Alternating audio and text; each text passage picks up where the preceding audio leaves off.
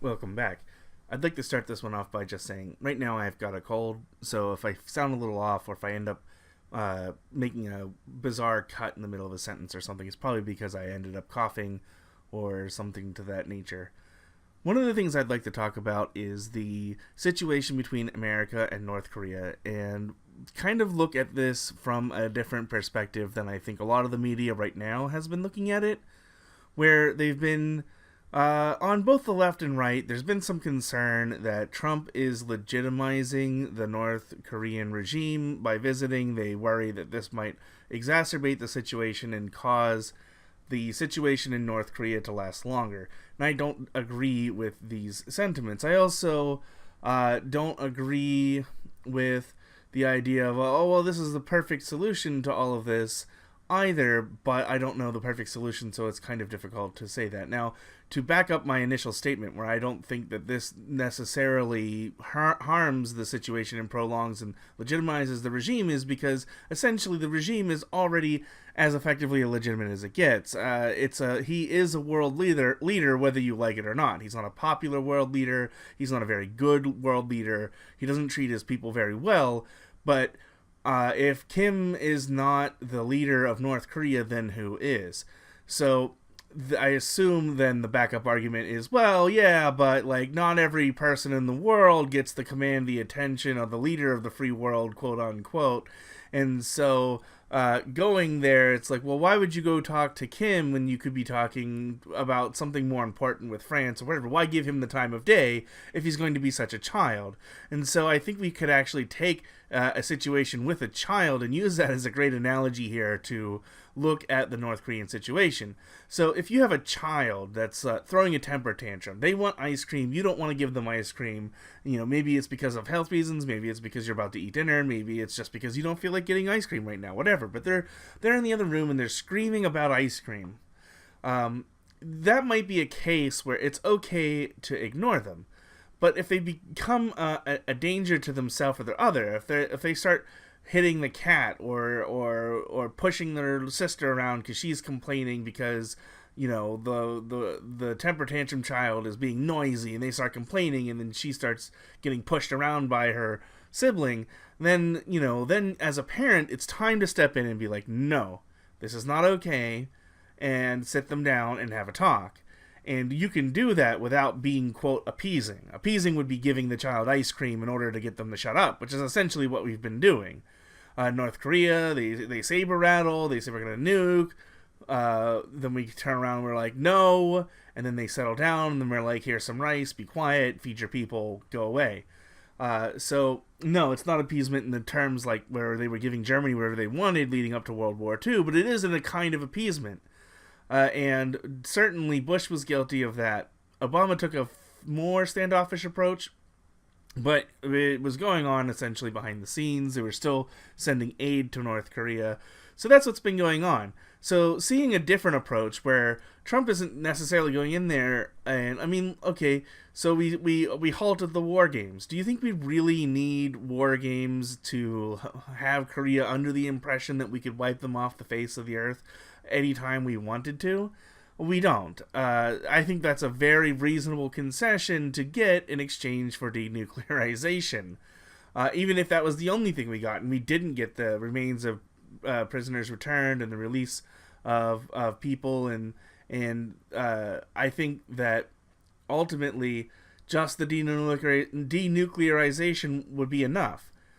Additionally, there's concerns over stepping down security at the border and all of this, but it's happening on both sides. It's not like the South Koreans are just walking away and the North Koreans are doubling down. No, the idea is that both sides step away. And if North Korea does not, I assume South Korea and America will rearm the border as well.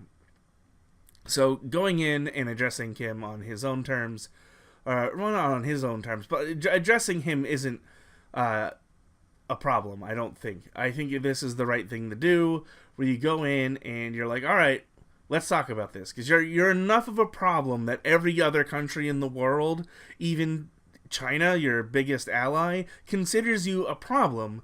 This is the temper tantrum point at which we do, I think, need to step in and say something. And it's not that I think America should be the parental unit of the world, which is sort of how the UN likes to treat us at times. Like, we get a lot of flack for getting involved in a lot of conflicts that we shouldn't be involved in, quote unquote. But keep in mind, a lot of them are at the behest or with the approval of the UN. And so I don't know that it's necessarily fair, although you would like to think that we'd have a modicum of self-control and that we would not involve ourselves as often as we do.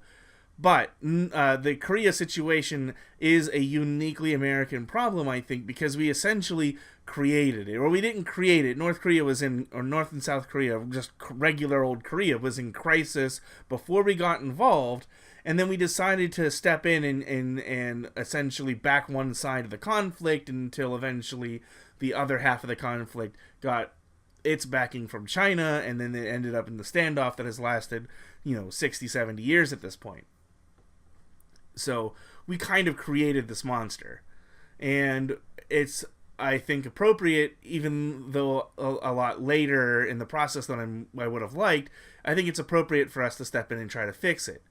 Now, that being said, a lot of these proposed solutions involve going in and either ending the conflict by force or letting the regime collapse on its own. And letting the regime collapse on its own has been the stance of the United States for quite a long time, and I don't think that's been effective. I mean, it's been 60-some years now.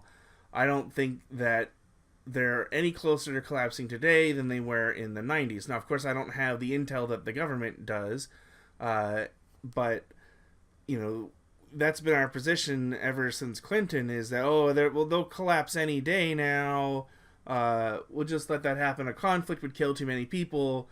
I mean, if we had taken the angle of not allowing the conflict to end and simply putting an end to the war in the 50s, or maybe waiting until the Chinese lost enough interest that we could go back in and not see Chinese direct opposition, how many fewer people would have died compared to the millions that have died under North Korea's brutal rulership since the very beginning? And that's a rhetorical question, because there's no way to know that answer. But, what if it's not close to collapse? What if we're here in another 30 or 40 years? How many more people are going to die before the country is liberated? Now, I'm not trying to justify going in and starting a conflict with them right now. We have these talks going on. We have denuclearization promises. We have disarmament promises. South Korea is working with North Korea. I think that the gesture of Kim coming out and talking to anyone, really, and putting the pictures of him talking with Trump on television and not really propagandizing them too much, I think is a really good sign. I think what's happened is that North Korea has stopped getting support from China, and I think that it's possible that they might be just flipping on China. Like, if China's not going to help us, we know that if we ascribe to American Western values, or at least take a considerable step in that direction, that we will get support. We will be able to continue to function. And there's a lot of worry about, this will keep them in power. But if they continue to move down this road, ultimately they'll have to start making concessions in the way that the country is run and move to a more diplomatic process, or else the United States is eventually going to cut them off. Not that we've given them anything so far, but imagine denuclearization goes through, inspectors are allowed in. Let's say the next step is we say, okay, well, now we want you to shut down the camps and free up, the internet, or free up at least your television, let, programming in. And eventually this will change the sentiment of the people. This will change the landscape of North Korea. If there's some kind of unification, which I don't think anyone's pushing for in the next, foreseeable future. That wouldn't happen, I don't think, under Trump. I think it might be another 20, 30 years. But if we can keep them moving in the right direction, then I think it's worth it. And that's one of the criticisms I have of both the left and the right in terms of American policy, American foreign policy, is that we have this sort of absolutist approach that, like, if you're a dictator, we won't talk to you. It doesn't matter if you're benevolent or not. If you are not going to give up something just to come to the table, you have to give up something to sit down and talk with us. We have this absolutist approach, and I think instead of doing that, we should be rewarding progress and punishing regression. So when you see countries like Syria compared to his father and grandfather, Bashar al-Assad is considerably more moderate. Penalties for things like praying the Bible, like in public, have gone, from what I understand, this is somewhat anecdotal because I don't have it in front of me, but I've heard, I saw in a British documentary that, you know, under his father or grandfather, that could be jail time or death. Under Assad, it's like a $20 parking ticket. And if that's true, then he's a huge step in the right direction, and we should be less afraid to help him out in maintaining a kind of peace over there that hasn't existed in the last 2 generations of leadership. Now, if it stagnates, then, you know, you don't continue to help. But if it doesn't stagnate, if you can continue to move it in the right direction, then I think that's something worth pursuing. And same with our allies. As we see countries like Britain regress and start punishing its people for their opinions and stepping away from that sort of free speech ideal, which I know they've never really truly had, but it's never been like it is now. At least, well, not in recent history, obviously, like under the kings in the past, you know, you could be tried for saying, you know, that you just didn't like the guy. But modern times, they've definitely regressed away from free speech, away from free expression, and I think that maybe we shouldn't do anything on a legal level, like on a trade level or anything like that. I'm not saying we should sanction Britain, but if the president, Trump or not, if a president wanted to turn around and say, you know, hey, this isn't cool, just wanted to take an official stance on that, I think that would be very appropriate at this point. Because it's one thing to try and protect your minority classes and things from undue persecution. An opinion isn't persecution. An opinion is an opinion. Opinions aren't necessarily right or wrong unless they're involving facts that are outright being lied about. And so people like, not necessarily Tommy Robinson at the moment, because he's not in jail for his opinion, although his opinion played a role in how he ended up where he was, when he was, and getting arrested. But it certainly is in Dankula's case, where he wasn't even expressing his own opinion. He was making a joke, and luckily he got off with just the fine, but he intends to continue to fight. But like, that's, I think, a very authoritarian, inappropriate response to that situation. And I do think that there's a lot more cases like that. You know, they're saying that there's 1,000 people or something arrested on an annual basis. That at this point, I'm sure there are several Dankula-like situations out there, and even those that aren't, even people expressing their genuine opinion, where they're like, oh, like, fuck Islam, these assholes are doing terrible things. You know, they should be allowed to say that, and suppressing those sentiments, even if they're kind of, you know, shitposty or inappropriate or mean, I think that disallowing people to talk is a significant issue. It's a violation of human rights. I mean, we consider it our first right that we put in the Bill of Rights. You know, it's the First Amendment. And really, it's the Bill of Rights. You know, people call them amendments. Amendments are changes to the Bill of Rights. Well, you know, the First Amendment really was just the first right granted to you by the Bill of Rights, not really a change to the rights.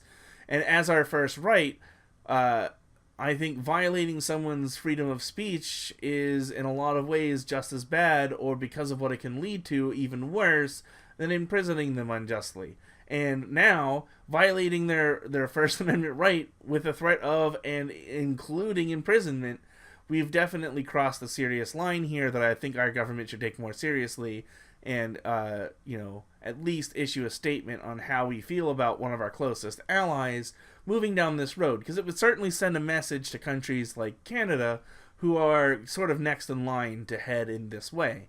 Now, as far as, like, further rights, and I know I'm getting into the weeds a bit here, like where, you know, Australia takes guns away and things, you know, those are things we could issue statements on as well, but let's not, I don't think that's necessary at this point.